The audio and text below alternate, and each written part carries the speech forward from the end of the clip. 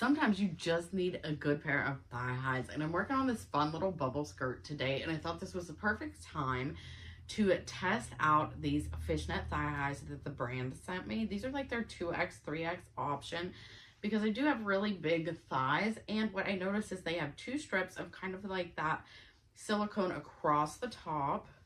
They do seem really stretchy here, so I'm hopeful. I run into a lot of problems with thigh highs. That's why I usually shy away from them, because for me and my big thighs, we run into slippage and just fit issues in general.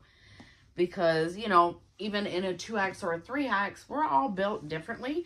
So I may have, you know, bigger, smaller, so forth than the average. But so far, these are actually working really well. But we're rolling down, but we'll address that in a moment. I'll stand up and see if I can't get those to stay in place. The first step, of course, is just getting them on my feet. And these are actually really soft and feel comfortable on my skin. I've tried a lot of fishnet everything over the years, if I'm honest, from bodysuits to full body stockings, rave outfits, and things. This might have been a set that I could have sized down in, really, but we will see. Oh, okay, we're staying up. Well, you know, honestly, we gotta talk about that.